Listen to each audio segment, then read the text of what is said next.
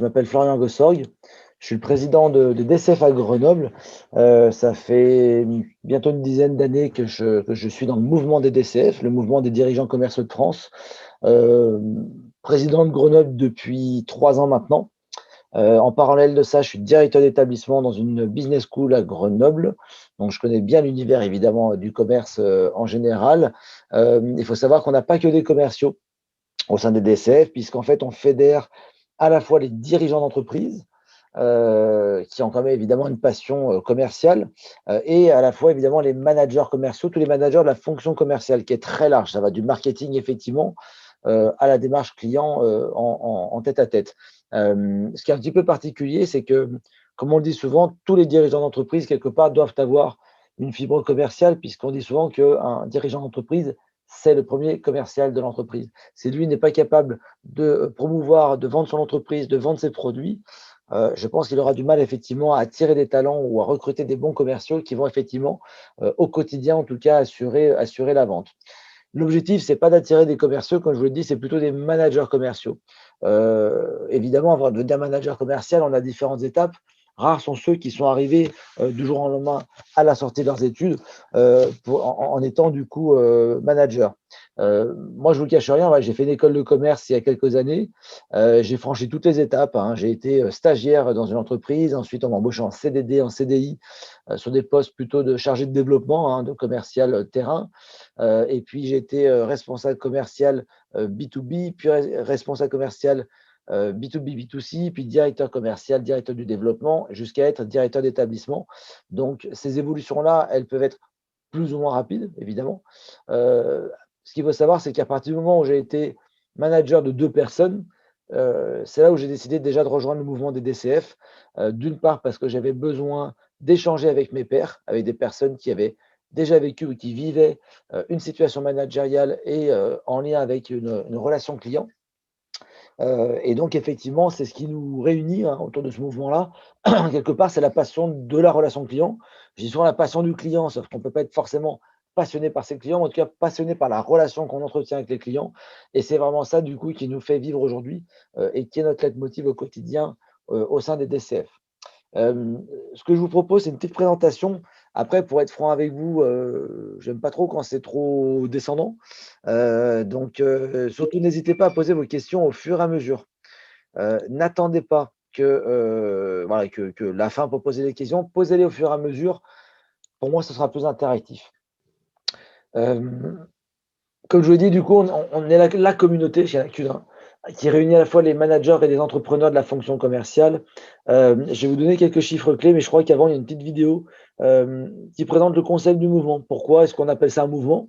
On est évidemment un réseau. L'objectif de l'événement que vous suivez, c'est booster votre réseau. Pour booster votre réseau, et ben, effectivement, il faut qu'il y ait du mouvement. Booster mouvement, je pense que vous avez bien compris que c'est en valeur. Donc, on est une communauté, on est un mouvement qui effectivement fédère les managers et entrepreneurs de la fonction commerciale. Je vous propose de voir cette petite vidéo qui explique relativement bien le fonctionnement et le leitmotiv quelque part des DCF. Et je reparle juste après. C'est bon? Le monde est en profonde transformation. Tout s'accélère. Ce n'est pas un monde qui change, mais un changement de monde. Quel que soit votre environnement, votre activité, la taille de votre entreprise, jamais vous n'avez eu autant besoin d'échanger, de partager, de réfléchir, de lire et d'agir. À l'heure où l'on ne produit que ce qui a déjà été vendu, plus que jamais la fonction commerciale est le moteur de la transformation des entreprises.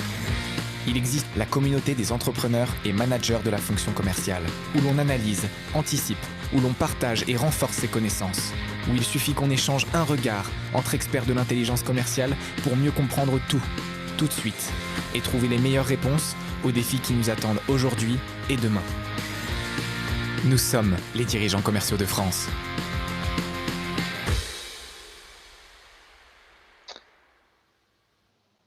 Voilà, ça permet de placer déjà un petit peu le fonctionnement, puis les quelques partenaires qu'on a affichés. La première fois qu'on va parler des DCF, on m'a dit, viens, il y a un mouvement qui regroupe des dirigeants commerciaux. Tu es directeur d'une école de commerce, tu es manager de fonctions commerciales, ça tombe bien, ça va te plaire. Et en fait, la première image que j'ai eue en tête, c'est tes commerciaux, costume, cravate, la mallette, le téléphone avec la housse accrochée à la ceinture, la cravate trop longue, La coupe de cheveux nickel, pas un poil de barbe et effectivement, une ambiance terrible que j'imaginais en me disant: «Ils vont tous être là avec des cartes de visite et des téléphones portables à vouloir nous vendre des choses» et ça va être, une horreur parce que des commerciaux, ça va être terrible et en fait, pour traduire déjà, ça part effectivement d'une mauvaise image qu'on a souvent de la fonction commerciale, qui date d'il y a longtemps, hein, mais qui malheureusement on a du mal parfois à la faire changer, et qu'en fait on dit souvent comme, d'autres sports, hein, je vais comparer ça à d'autres sports, les commerciaux sont souvent comparés à des coureurs, trailers ou marathoniens et en fait on dit souvent un marathon, évidemment on peut le faire tout seul, on court tout seul, mais qu'en fait on le fait souvent en équipe parce qu'effectivement on va beaucoup plus loin quand on est ensemble donc même sur l'activité commerciale, on considère effectivement que c'est un métier plutôt individualiste puisqu'on est entre guillemets «seul» à mesurer ses résultats alors qu'en fait on s'aperçoit de plus en plus qu'en organisant bien le portefeuille client, qu'en ciblant bien les organisations, et les périmètres de chacun et bien finalement on est beaucoup plus efficient et donc tout le monde y gagne. Donc voilà, donc cette image que j'avais évidemment avant est complètement tronquée, vous imaginez bien, et qu'aujourd'hui, on est très loin finalement de cette image-là qu'on projette et qu'on continue de projeter parfois, hein, dans les métiers, de la fonction commerciale. Quelques chiffres, puisque ça vous donnera quand même une idée de l'ampleur du mouvement. J'imagine que parmi les personnes connectées, il n'y a pas que des Grenoblois. Il y a peut-être des Parisiens, des Montpelliérains, des Toulousains, je ne sais pas, qui sont du coup, aussi intéressés par ce mouvement-là. Donc il faut savoir qu'on a, 75 associations locales, 76 depuis hier, puisqu'on a ouvert l'Aude très, très récemment. On a 2 500 adhérents et 15 associations régionales. Ça fait de nous un grand mouvement. Effectivement, il y a une partie de la France, comme vous pouvez voir, où on est moins présent, mais globalement, on est quasiment partout avec ces 75 associations, locales. 2 500 adhérents finalement, c'est à la fois peu et beaucoup. C'est peu parce qu'on représente beaucoup plus que ça en termes d'emploi, et à la fois c'est beaucoup parce qu'on est dans des métiers passionnants, mais des métiers qui sont très chronophages. Je connais, pour être franc avec vous, peu de commerciaux, de managers commerciaux, de dirigeants qui comptent, par exemple, leurs heures de travail. J'en connais pas qui sont à 35 heures. J'en connais pas qui sont à 37 heures. J'en connais pas non plus qui sont à 39 heures. J'en connais qui sont tous à beaucoup plus. C'est un métier passion, donc c'est un métier sur lequel on va consacrer énormément d'heures. C'est des métiers sur lesquels on va casser un peu les codes. Par exemple, si vous voulez conclure des affaires, bah, parfois ça ne va pas se faire entre 14 et 15 heures, mais plutôt entre midi et 2, en invitant un client ou un prospect à déjeuner, ou un soir, en allant effectivement à des événements réseau ou invités par vos clients ou des prospects. Donc ce relationnel, il ne se fait pas forcément sur un temps de travail et donc effectivement, pour être bon dans cet univers de la fonction commerciale, il faut effectivement étoffer son réseau. Appartenir au réseau DCF, intégrer le réseau DCF, c'est déjà aussi bénéficier quelque part, de cette dimension nationale et aussi de la dimension locale en fonction de l'association dans laquelle, vous pourrez adhérer si vous le souhaitez. Ça fait 90 ans qu'on existe, donc peut-être que parmi vous, certains ont déjà fait des filières commerciales en termes de formation. Il faut savoir par exemple que c'est, les DCF qui, avec le ministère de l'Éducation nationale, ont créé ce qui aujourd'hui, sont les BTS MCO, management commercial, et NDRC, négociation et digitalisation de la relation client, qui il y a quelques années étaient, Action Co, force de vente ou MUC NRC. Voilà, ils ont changé beaucoup de noms, mais, les DCF sont systématiquement impliqués dans les projets, de création des formations, dans les filières commerciales. Voilà, avant qu'on s'en mêle, du coup, il n'y avait pas de formation, qui existait. Pour donner un ordre d'idée sur ce qu'on fait, en ce moment, on est en train de militer pour que dans le prochain gouvernement, qui se formera du coup, aux prochaines élections, pour qu'il y ait un ministère commercial, un ministère de l'activité commerciale. Alors ça en fait rire certains et en même temps, on a bien un ministère de l'industrie. Donc oui, il faut qu'on ait une industrie forte, mais s'il y a personne pour vendre, nos je prends toujours cet exemple-là, mais on fabrique de très beaux avions, sauf que si on n'est pas capable de les vendre, à quoi ça sert? À quoi ça sert? Donc on le redit, souvent la fonction commerciale est dévalorisée. En attendant, si on peut être les meilleurs en France, je prends les exemples au niveau culinaire, si on n'a aucun vendeur pour aller vendre ça, exporter ça à l'international, et ben quelque part, on sera toujours, les derniers. Donc il est important effectivement de valoriser, ces métiers-là. Bon, l'équipe Comex, je vais aller vite. Je vais juste présenter notre président qui est au niveau, qui est évidemment au centre, hein, qui s'appelle, Jean Muller et qui est en fait le numéro 2 du groupe JC Décolo. JC Deco, donc comme vous vous en doutez, c'est tout l'affichage urbain, À Grenoble, il y a un peu moins d'affiches que partout, puisqu'effectivement, notre mairie a souhaité remplacer certains affichages publicitaires par des arbres. Mais on a, voilà, c'est une des plus grandes sociétés françaises, hein, quelque part dans cet univers-là, dans les médias. Et effectivement, il est numéro 2 directeur général France de ce groupe-là. Après, il y a plein d'autres personnes qui sont toutes aussi importantes les unes que les autres. Je vais parler de la deuxième à droite, là, cette personne-là, c'est Richard Comte. Je crois qu'il y a un certain nombre d'étudiants qui sont à GEM cette année. Je crois qu'il donne encore des cours à GEM. Richard est intervenant dans pas mal d'écoles. Il est président régional, vice-président national, et c'est un Grenoblois. Bon, je prêche pour ma paroisse aussi. Richard Comte est l'homme qui a fondé la FNAC il y a quelques années à Grenoble, qui a créé aussi la FNAC à Annecy, qui a été aussi directeur de la FNAC des Champs-Élysées, et ainsi que d'autres. Donc, il a un parcours très orienté sur le commerce depuis toujours. Il rédige beaucoup d'ouvrages. Il est aussi président de l'Observatoire du commerce connecté. Voilà, donc ce sont des gens qui sont très influents et qui effectivement évoluent depuis longtemps dans l'univers des DCF. On a 3 objectifs qui quelque part vont vous concerner, c'est pour ça que je les ai laissés dans la présentation. Un des premiers objectifs, c'est de renforcer l'attractivité de la fonction commerciale. Comme je vous l'ai dit, on a vite l'image, quand on parle de fonction commerciale, comment ça s'appelle déjà? Du Jean-Claude Convenant qu'on retrouve dans le Caméra Café, qui généralement n'est pas très fut-fut, qui pense qu'à lui, qui va mettre le pied dans la porte pour faire une vente, qui va penser court terme, qui pensera qu'à l'argent, qui va être très individualiste. Et comme je vous l'ai dit, c'est une image qu'on essaie de bannir. Ça ne correspond plus aujourd'hui à cette filière de métier, ça ne correspond plus non plus à ce que les entreprises cherchent comme type de profil et comme personnalité. Notre objectif, c'est quand même d'attirer des personnes qui ont fait une école de commerce vers nos métiers et donc vers l'association des DCF. Et donc, pour rien vous cacher, parce que ça date d'hier, à partir de mercredi prochain, va être lancée une grande campagne nationale à Grenoble, mais comme je vous l'ai dit, dans la France entière, parce que c'est une campagne nationale, justement pour valoriser les métiers de la fonction commerciale, avec un slogan qui est simple, c'est quand je serai grand, je serai commercial. Au même titre que quand je serai grand, je serai docteur, je serai avocat, je serai chef d'entreprise, je serai je ne sais quoi. Et ben du coup, on veut aussi valoriser pour que demain naisse, même parmi les plus jeunes, cette vocation du coup commerciale. On a un rôle essentiel au niveau de l'économie, on en reparlera un petit peu après.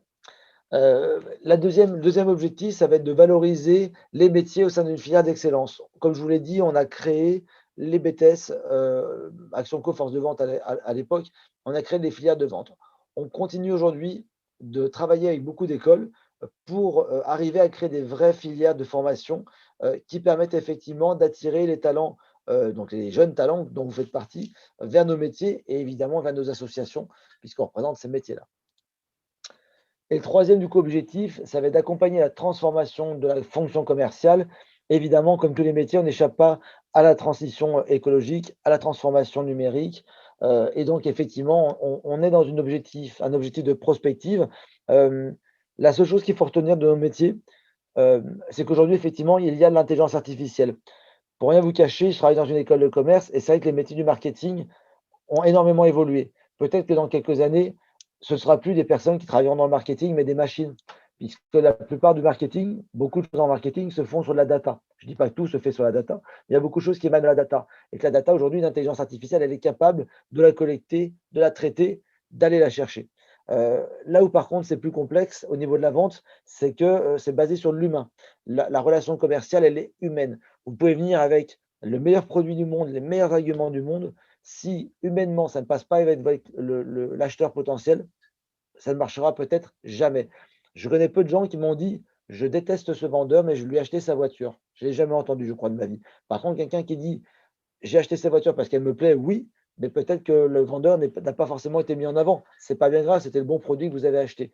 Et j'entends par contre des gens, des fois, qui me disent: «J'ai acheté ce produit-là parce que j'ai été très bien conseillé». Et là, du coup, effectivement, revient du coup toute l'essence même de notre métier et de la vente. Et ça, effectivement, on aura beaucoup de mal à l'avoir avec une intelligence artificielle.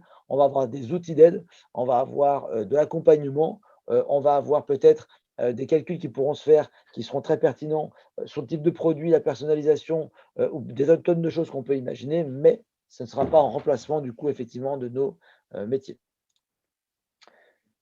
Je vais vous parler rapidement de l'intelligence commerciale, puisque c'est quand même le leitmotiv des DCF.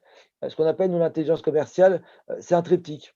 On l'a formulé sous forme de triangle qui est basé sur 3 concepts. Le premier, c'est l'expertise. Il faut maîtriser son expertise, d'être capable d'apporter de la valeur ajoutée à un client, et donc c'est les expertises techniques, connaître les produits, connaître les services, connaître évidemment les marchés sur lesquels on évolue.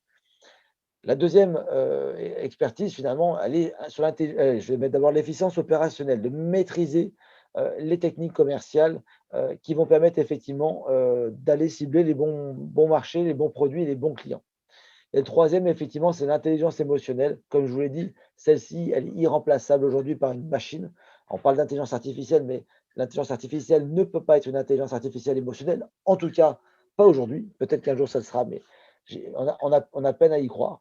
Et donc effectivement, elle est indispensable, cette intelligence émotionnelle, parce que c'est ça qui fera évidemment à la fin, et qui va aussi garantir l'acte d'achat et aussi la pérennisation de la relation client avec, les clients et les prospects. Donc on signe effectivement, le mouvement à travers, DCF, le talent commercial en mouvement. Comme je vous l'ai expliqué, on a cette vague-là, hein, qu'on retrouve un peu partout, et le C là de commercial. Notre objectif, c'est d'accompagner ce mouvement, un mouvement qui change, qui évolue, qui se structure aussi, et pas que le mouvement des DCF, c'est toute la filière commerciale qui est en train de complètement être bouleversée. Je crois que j'ai une slide juste après dessus. Ouais, je vais quand même le dire là. Il y a quelques années, je vais prendre des exemples simples, hein. Il y a quelques années, voilà, vous aurez vendu cette bouteille-là. J'aurais voulu vous en vendre plein parce que ça m'intéresse évidemment de vendre de la quantité pour marger plus. Et ça aurait été l'objectif de l'entreprise. Maintenant, je ne vends plus cette bouteille, toute simple. Je vends cette bouteille.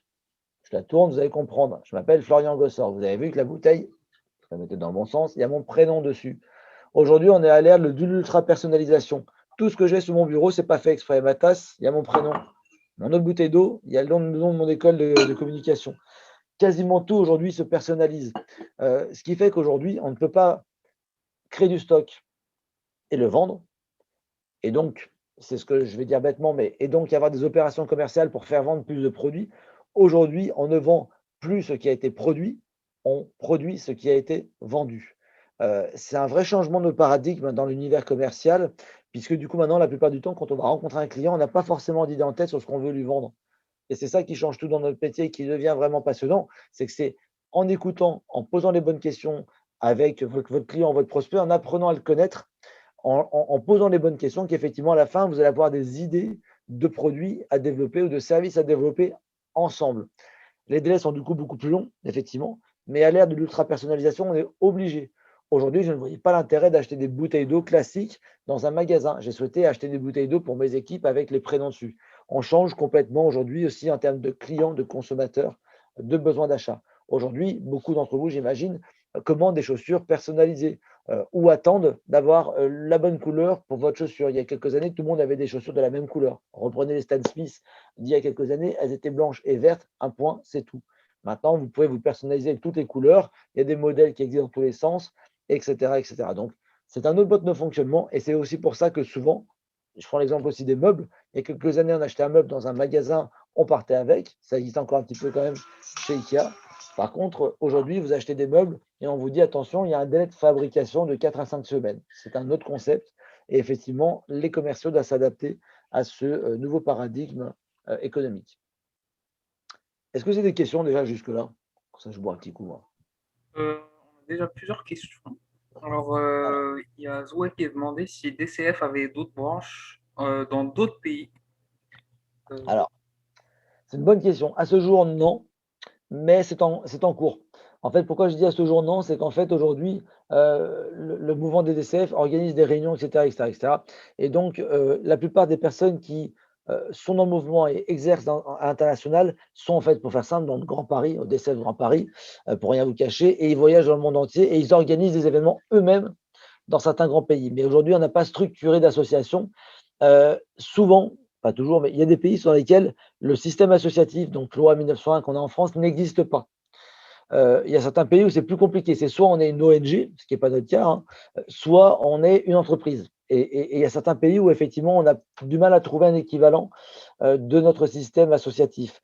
Après, ce qu'on disait aujourd'hui, c'est qu'on est dans un mouvement qui s'adapte et qui bouge beaucoup, que Là, à l'heure où je vous parle, il n'y en a pas. Ça se trouve, dans 3 mois, il y aura 3 associations dans le monde, ce qui est complètement possible, où il peut y avoir des personnes qui découvrent un peu le mouvement et ont envie effectivement de créer des associations internationales et c'est une possibilité. On a beaucoup de marge de manœuvre pour faire ce type d'activité si certains sont intéressés. D'accord. Donc, on a une autre question de Fatem Zara qui demande quelles sont les conditions à remplir pour intégrer l'association. Ouais, alors ça, si ça vous dérange pas, je vais y répondre à la fin. Ok, C'est principalement de la motivation en fait et de l'intérêt, mais et puis il y a après des spécificités en fonction des parcours et de l'âge, de l'expérience et de la situation personnelle. Mais ça, si je peux me permettre, si je peux garder ça pour la fin, je préfère comme ça bouclera un petit peu le motif. ok. Il y a d'autres questions, mais je pense que c'est mieux d'y répondre à la fin. Ouais, eh ben, ça marche. Là, je vais aller très vite parce que j'ai déjà parlé de beaucoup de choses, de ce qui est affiché là. Ça, c'est notre manifesto. Donc, effectivement, on a une vision, c'est qu'une idée n'existe que si elle est vendue. Il y a une citation de mémoire d'Abraham Lincoln qui, je vous la retraduis parce que je ne l'ai pas exactement, mais celui qui a une bonne idée mais qui ne sait pas la vendre n'est pas plus avancé que celui qui n'en a pas. Elle est vraiment très concrète encore aujourd'hui. Pourtant, Abraham Lincoln, ça date quand même d'il y a quelques années. Et aujourd'hui, effectivement, si on a une super idée mais qu'on ne sait pas la vendre, elle ne sert à rien. Il y a peut-être eu des milliers de super projets qui ont existé en France, qui auraient pu cartonner et faire de nous des leaders mondiaux sur certaines activités et qui, du coup, se sont effondrés parce que personne n'était là pour les valoriser, pour les vendre. Et c'est ce qu'on retrouve d'ailleurs beaucoup dans les startups, des startups des fois très techniques, très liées à de l'ingénierie, qui du coup sont experts dans leur domaine, mais qui ne savent pas vendre leurs produits ou vendre leur concept ou tout simplement faire une levée de fonds. C'est une action de vente aussi. Et effectivement, voilà, elle est essentielle. La conviction, c'est que l'équipe commerciale doit être appliquée en amont dans la vente, évidemment, et que c'est, comme je vous l'ai dit, un travail d'équipe. La mission, c'est de revendiquer une nouvelle culture commerciale. C'est exactement ce que je viens de vous traduire, avec le nouveau talent commercial qui est notre ambition du jour. Et les actions rassemblées, valorisées, éclairées, inspirées, c'est ce qu'on va voir juste après. Euh, on a 4 valeurs.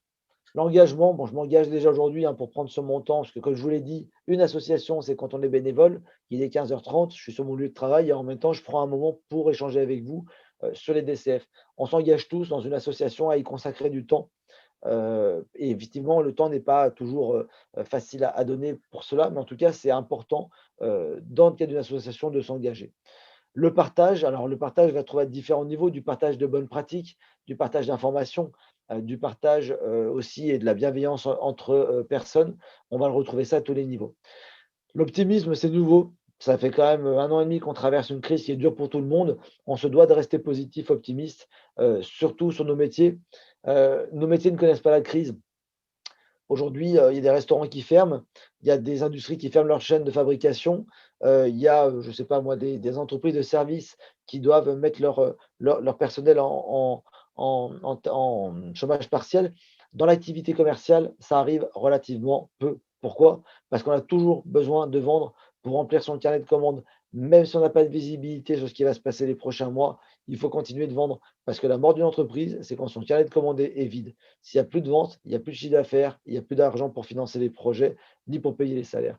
Donc aujourd'hui, il faut rester optimiste et ça fait partie de nos valeurs.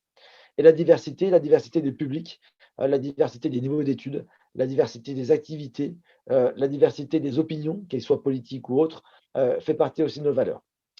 On est donc passionnés. Nous sommes, comme je vous l'ai dit, des entrepreneurs et des intrapreneurs, puisqu'effectivement, on incite aussi à l'innovation et au développement et à la recherche et développement dans nos fonctions, dans les entreprises dans lesquelles on exerce. Nous sommes ouverts d'esprit, évidemment, et audacieux, il le faut. Et ce qu'on voudrait aujourd'hui, c'est effectivement être entendu, être écouté, être inspirant. C'est pour ça que quand l'équipe de Booster Votre Réseau est venue me contacter pour cet événement-là, j'ai dit oui, je dirais me dire tout de suite, je crois que je n'ai même pas eu le temps de réfléchir, parce qu'effectivement, ça fait partie de nos valeurs que de transmettre ce que je suis en train de vous transmettre et évidemment d'essayer de vous convaincre de rejoindre, pas que le mouvement, mais surtout les métiers de la fonction commerciale. Là, ne cherchez pas à lire le texte, hein, c'était juste une petite image. Notre communication du moment auprès de la presse, notamment économique et sociale, c'est de pas de redressement économique sans intelligence commerciale. L'intelligence commerciale, je vous l'ai présenté tout à l'heure avec le triptyque. Je vous le redis encore une fois, c'est important de l'avoir en tête. Si on n'a pas de personnes qui vendent nos produits en France ou à l'international en temps de crise, on ne sortira pas de cette crise. Donc, il y a plein d'autres facteurs, on est bien d'accord avec vous, sauf qu'aujourd'hui, il ne faut surtout pas baisser les bras, il faut surtout continuer à vendre parce que c'est le nerf de la guerre pour sauver nos entreprises. Donc, c'est ce qu'on médite. On a écrit effectivement des communiqués de presse, des manifestos qu'on a communiqués depuis quelques mois maintenant pour remonter un petit peu le sujet sur le tapis. Euh, Aujourd'hui, on aurait besoin de former 100 000 commerciaux d'élite pour donner naissance à une nouvelle génération de talents commerciaux made in France. Qu'est-ce que ça veut dire? Hier, on avait une réunion avec notre président national. Il nous a annoncé qu'à ce jour, donc au 8 avril exactement, il y avait 170 000 offres de postes de commerciaux en France non pourvues. Et en parallèle de ça, on entend des tonnes de personnes qui me disent: je suis en chômage depuis des années, je ne trouve pas d'emploi dans ma branche. Ce métier n'est pas forcément fait pour tout le monde, on est bien d'accord. Mais n'empêche que quand on voit l'employabilité qu'il y a derrière, les salaires, les carrières qu'on peut faire, je pense qu'on peut passer le cap. Il y a des tonnes de personnes qui me disent: je suis un peu réservé, je ne sais pas si j'aurai la capacité de faire ce métier-là. De manière très personnelle, je pense que j'étais le plus réservé de la famille. J'étais aussi le plus réservé de tous mes camarades de promo quand j'étais au collège et au lycée. J'étais celui qui était au fond de la classe, qui faisait mon travail mais qui disait rien. Aujourd'hui, c'est le profil, et je vous le redis, hein, ce n'est pas le beau parleur, ce n'est pas le fanfaronneur qui va être le meilleur dans nos métiers. Je vous l'ai dit tout à l'heure, c'est celui qui posera les bonnes questions, qui sera curieux et qui sera capable effectivement de chercher dans ses techniques, dans l'intelligence commerciale, la bonne approche, le bon produit au bon prix pour le bon client. Celui qui fera la vente forcée ne fera pas carrière aujourd'hui dans ces métiers-là parce que ce n'est pas durable. Si vous forcez la main à quelqu'un pour acheter, je prends un exemple, hein, une voiture qui en fait ne lui correspond pas, il va être insatisfait. Aujourd'hui, un client insatisfait, il va sur Internet, il tape un mauvais commentaire, un mauvais avis sur la concession, sur la marque de la voiture ou le modèle de la voiture, et il envoie ça à tout le monde. Aujourd'hui, il faut être hyper vigilant à ça. On est tous aujourd'hui convaincus qu'on doit faire les choses comme il faut et que la bonne vente, c'est l'accord gagnant-gagnant. Tout le monde est gagnant et pas uniquement le vendeur. C'est essentiel, évidemment, aujourd'hui, gardez ça en tête. En 2 mots, du coup, les actions, on a un concours de l'intelligence commerciale qui s'appelle DCF Challenge, qui est voilà, un serious game et des présentations après orales en travaillant sur une stratégie commerciale. C'est quelque chose qu'on fait avec les étudiants. Cette année, ça a commencé effectivement en octobre. On est en plein dans les oraux et on aura notre finale en juin. C'est un concours qu'on va proposer du coup effectivement aux apprenants et qui permet entre autres de s'exercer sur un cas concret d'entreprise et également de se challenger par rapport à l'ensemble des étudiants d'école de commerce au niveau national. Et donc ça, on sait que généralement, c'est le côté challenge qui attire. On retrouve un événement important auprès des entreprises qui s'appelle le DCF Awards, où on va aller remettre des prix dans différentes catégories. Il y a des entreprises qui ont été performantes, innovantes. Voilà, on a mis différentes catégories. Cette année, par exemple, l'entreprise qui a eu le plus de récompenses, c'était parce qu'on était sur l'entreprise sociale et solidaire. Tout ce qui touche à la transition écologique, à la révolution industrielle, à la révolution numérique, au côté social et solidaire, donc tout ce qui est RSE, aujourd'hui est extrêmement valorisé dans nos fonctions. Donc, c'est ce qu'on essaie de faire aussi, c'est d'attirer des talents qui veulent maintenir un niveau d'équité de RSE dans nos métiers et qui, du coup, effectivement, s'impliquent dans ces projets comme le DCF Awards. DCF Lab, simplement, on a une chaire avec une école qui est l'EM Lyon aujourd'hui sur effectivement la prospective sur l'évolution des métiers de la fonction commerciale à l'ère de la digitalisation. On fait également des baromètres avec OpinionWay sur le bien-être au travail dans les métiers commerciaux, les évolutions de poste, les tendances du marché, etc. On attire aussi les jeunes talents, comme vous l'avez dit tout à l'heure, c'est un de nos leitmotifs. Et donc, on a quelques photos là d'événements qu'on organise uniquement pour les juniors. Les juniors sont donc, et les graines de DCF.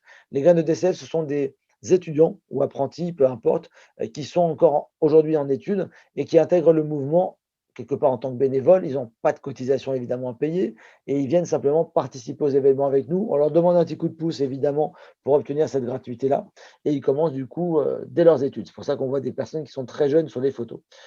On a également des juniors. Les juniors sont ceux qui ont été jeunes diplômés et qui ont moins de 30 ans. Et donc, l'idée, c'est effectivement d'avoir une cotisation. Je donne les montants comme ça. Je sais que la question était sortie tout à l'heure. On a une cotisation qui est à 100 € à l'année à Grenoble. Je sais qu'il y a des cotisations qui sont différentes d'une association à l'autre en France. Pourquoi on vous fait payer? C'est tout simplement pour qu'il y ait une application. Ce qui souvent est gratuit n'a pas de valeur, donc on demande une cotisation pour que les personnes s'engagent à venir régulièrement dans l'année participer aux événements. Et je vous expliquerai après pour ceux qui sont un peu plus âgés le fonctionnement. On a également le prix du DCF du livre. On est partenaire du coup depuis de très longues années de différents éditeurs. On a listé avec par exemple quelques ouvrages qu'on a récompensés. Notre intérêt aussi, c'est de valoriser les personnes qui écrivent, qui publient, qui communiquent sur l'ensemble des techniques qui sont liées à nos métiers. Comme vous regardez bien, hein, là, on vous a mis un exemple, hein, à part le premier bouquin qui touche aux aspects commerciaux, le reste n'est pas du tout lié à l'activité commerciale. On a une vie choisie du coup de quelqu'un qui raconte son parcours d'entrepreneur.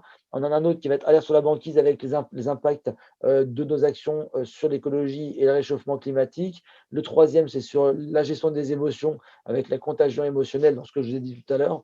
Et puis passer en mode workshop agile qui est super, avec un outil vraiment sur l'agilité, la conduite de réunions et d'animation pour créer la créativité dans ces équipes. Je vous le redis, on n'est pas uniquement sur la fonction commerciale, on est beaucoup plus large que ça et on va toucher à toutes les thématiques qui sont liées au management, au développement personnel évidemment, au marketing, à la stratégie, etc. DCF Academy, je ne vais pas trop vous en parler, mais il se trouve que voilà, on est partenaire avec l'Interact Business School d'Intermarché avec lesquels on a monté des classes dédiées carrément avec les DCF dans l'idée de former des managers et des dirigeants de la grande distribution. Il y avait des pénuries de recrutement chez Intermarché, donc on a monté des classes dédiées avec une quinzaine d'apprenants qui ont démarré à Lyon dans ce programme-là. Après, on a des congrès nationaux, ça je rentre un peu dans le détail, mais voilà. Dans cette année, ce sera en juin, si on peut le faire, vous imaginez bien, sur culture et développement, avec une dizaine de conférenciers, des congressistes évidemment qui vont venir. Là, l'idée, c'est de réunir aller entre 700 et 1500 personnes qui vont pouvoir du coup participer à ces événements-là. Très concrètement, là, je vous parle de Grenoble. On a aujourd'hui un format qui est simple. On a une webconf ou une conférence par mois faite par un grand conférencier auquel uniquement les adhérents ont accès. On a un deuxième événement qui est plutôt sur un format atelier ou workshop. Là, on va être en effectif plus restreint. L'objectif va être plutôt de toucher une problématique ou un sujet très précis. Exemple, revoir les fondamentaux de la vente. Exemple, travailler du coup son parcours en social selling sur LinkedIn. Exemple, revoir son plan d'action commerciale en période de crise. Des choses très pragmatiques sur lesquelles on va travailler en équipe. On a un troisième type d'événements qui vont être plutôt des business meetings ou des business days. Là, l'idée, clairement, c'est de faire du réseau. On appelle ça business, ce n'est pas un terme péjoratif chez nous. L'idée, c'est effectivement rencontrer des personnes avec lesquelles on va pouvoir acheter ou vendre des produits ou créer des collaborations pour créer du coup plus d'énergie et donc des affaires possibles pour la suite. On va également visiter des entreprises et puis effectivement, on termine quasiment tous nos événements par des cocktails dînatoires qui ont pour objectif effectivement, en dehors du contenu qu'on va apporter à travers les conférences et les ateliers notamment, apporter du coup une touche de convivialité sur des cocktails. Je vous rassure, j'ai terminé, hein. Là, il reste juste les quelques exemples d'événements qu'on a mis en place.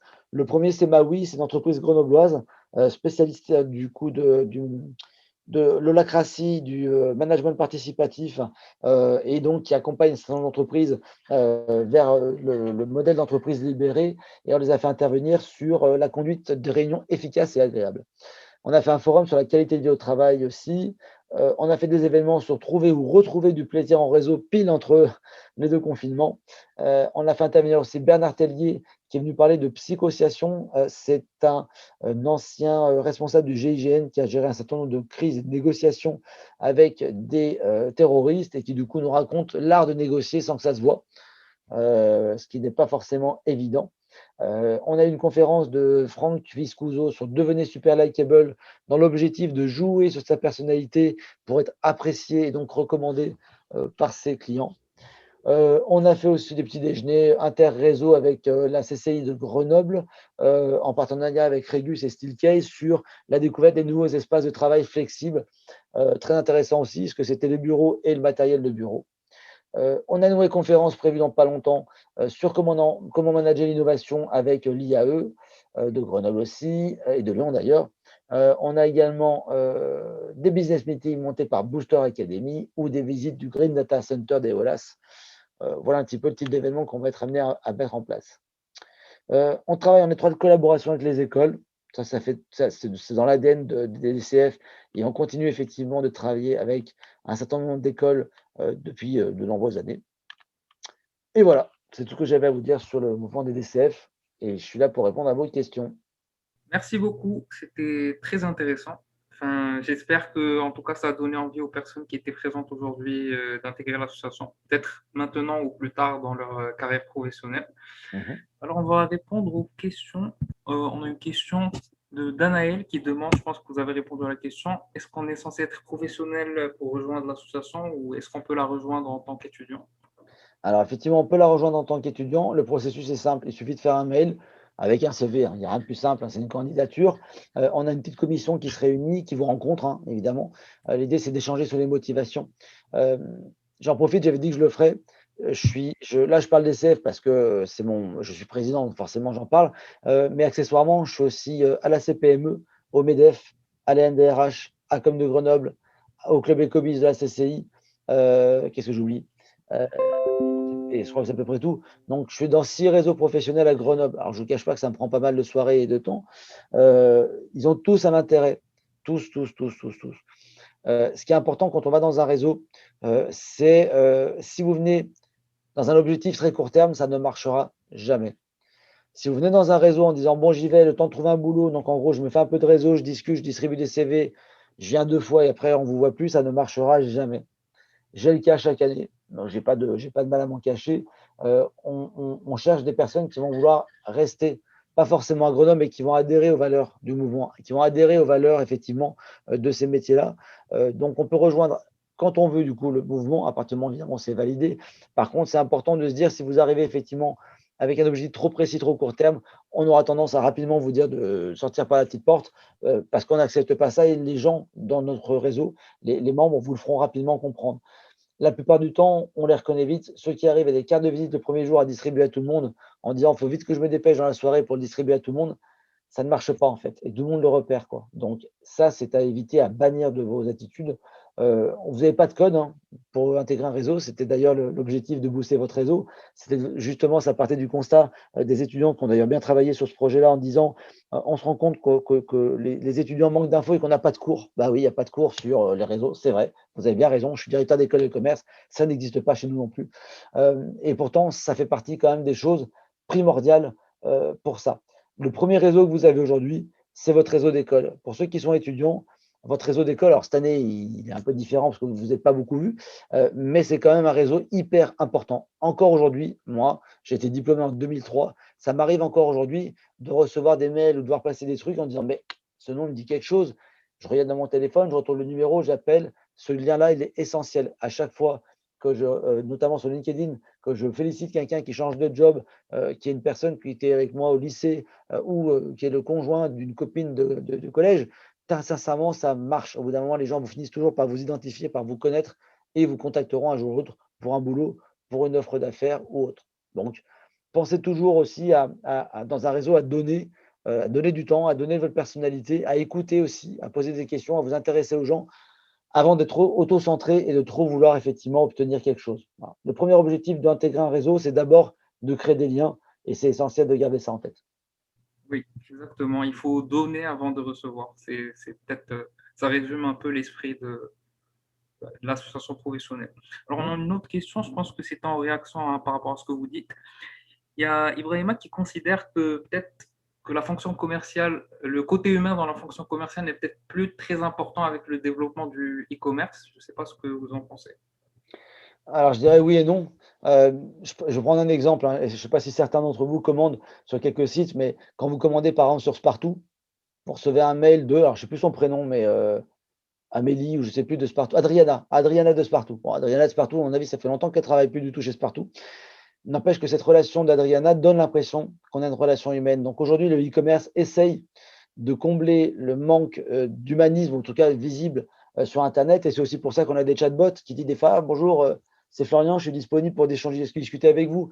ce sont des chatbots, ce sont des automatismes. Des fois, il y a un vrai chat avec une vraie personne derrière, mais ça n'empêche qu'aujourd'hui, par rapport au fait de rentrer dans un magasin, de pouvoir discuter avec un vendeur, de pouvoir profiter de l'expertise du vendeur, de pouvoir lire dans ses yeux s'il vous ment, s'il essaie de vous amadouer. Voilà, le fameux coup de ah, il vous va très bien ce jean, dis donc. On l'a tous entendu. Ou cette voiture, elle est vraiment faite pour vous. C'est des choses qui aujourd'hui, quelque part, sont effectivement liées à l'humain, qui des fois peuvent desservir effectivement le commercial ou le vendeur. Mais aujourd'hui, effectivement, le e-commerce ne fait pas tout. En temps de crise, évidemment, hein, là, je ne vais pas vous dire aujourd'hui, je pense que le grand gagnant de ce confinement, de ce troisième confinement, ça va être Amazon ou tous les vendeurs en ligne. Bien sûr, aujourd'hui, les commerces souffrent et les restaurants aussi. Mais concrètement, quand tout ça va changer, parce qu'à un moment ou à un autre, il va y avoir un retour forcément, hein, c'est une obligation, un retour aussi un peu à la normale, on espère en tout cas. Évidemment, le e-commerce sera toujours présent, mais pour ceux qui sont attachés quand même au fait d'avoir un vrai conseil, c'est 2 solutions. Soit on fait confiance aux avis qu'on voit sur internet, soit on va demander à un humain, à une vraie personne, un conseil, un comparatif, un essai, peu importe, quelque chose en tout cas qui permettra effectivement de garder cette relation, et qui est essentielle aujourd'hui. Je ne l'ai pas mis dans les conférences. Il y a 2 ans, on a fait une conférence qui s'appelait Comment communiquer et vendre à l'ère post-digitale. Alors, c'était volontairement un peu poussé, c'était pour dire le digital, oui, bien sûr, mais est-ce que ce n'est pas finalement qu'un effet de mode? Est-ce qu'aujourd'hui, à chaque effet de mode, on a beaucoup de ventes en ligne? Oui. Peut-être qu'à un moment, les gens vont dire: «Oh, il y en a marre d'acheter sur internet parce qu'en fait, ça pollue beaucoup plus». Bah oui, en fait, ça pollue beaucoup plus effectivement d'acheter un produit sur internet parce qu'il aura voyagé souvent 2 fois avant d'arriver chez vous et que des fois, vous allez faire vous livrer un colis chez vous et il aura fait 50 kilomètres juste pour vous amener un colis. Alors que si vous avez fait, vous, 3 kilomètres pour aller au magasin, c'était beaucoup plus près, donc l'empreinte écologique beaucoup plus faible. Donc il y a des mouvements qui vont se faire dans un sens et dans l'autre jusqu'au point où effectivement, où nous on le redit souvent, hein, où l'humain fera toujours la différence et restera toujours l'élément principal, même dans les films d'anticipation futuristes, même quand il y a de l'intelligence artificielle, des robots, etc. Bizarrement, on revient toujours quand même à l'humain, quoi. Dans tous les films, on revient toujours à, en tout cas, l'émotion, à l'humain et aux valeurs humaines qu'on peut avoir. Et dans nos métiers, effectivement, c'est la confiance à l'humain qui prédomine tout le reste, quoi. Exactement. Alors, on a une dernière question, je pense que vous y avez répondu aussi. Faut-il être éloquent pour être commercial? C'est pas une obligation. Je le dis sincèrement. Parfois, je vous le redis, hein, c'est important, c'est celui qui écoute le mieux, hein, qui vendra le plus. C'est pas celui qui communique le mieux. Celui qui écoutera le mieux parce qu'effectivement, hem, si vous savez écouter, comme je vous l'ai dit, vous saurez déjà mieux proposer, enfin, plus comprendre du coup la problématique et donc proposer le bon produit.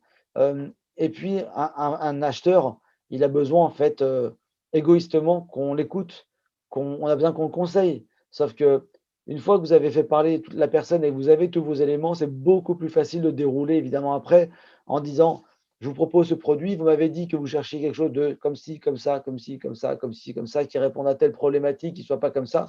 Et ben justement, si je tiens compte de tous vos critères, voilà le produit que je vous propose. À l'inverse, celui qui n'écoute pas, il va vous dire: «Écoutez, j'ai les meilleurs produits sur le marché, on fait tout, on est number one, on livre très vite, on a un super service client et on est donc les meilleurs». En fait, je voulais pas le meilleur, je voulais le moins cher. «Ah oui, alors je vous ai pas dit, mais on est aussi, les moins chers». Ouais, mais c'est trop tard en fait. C'était pas mon besoin. J'avais besoin de quelque chose, de pas cher et vous me proposez quelque chose de qualitatif. Ça correspond pas forcément. Donc l'idée d'avoir quelqu'un qui soit pas forcément très éloquent, qui peut être un peu réservé, mais qui saura s'intéresser, et qui sera curieux, donc c'est pour ça que pour moi la première qualité, c'est la curiosité, il va gagner des points. Je vais vous prendre un autre exemple.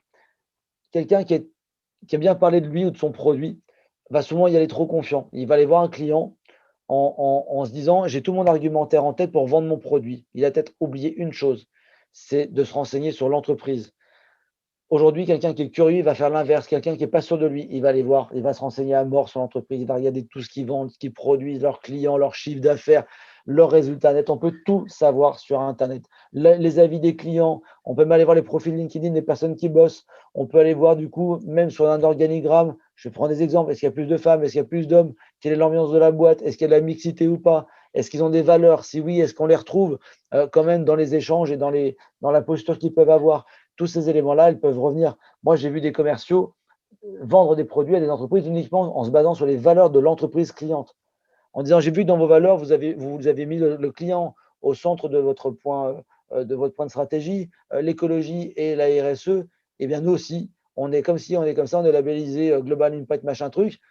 Ah ben oui, forcément, du coup, il avait tous les arguments, plus que celui qui avait peut-être le bon produit à côté, mais qui avait absolument pas tenu compte des valeurs de l'entreprise.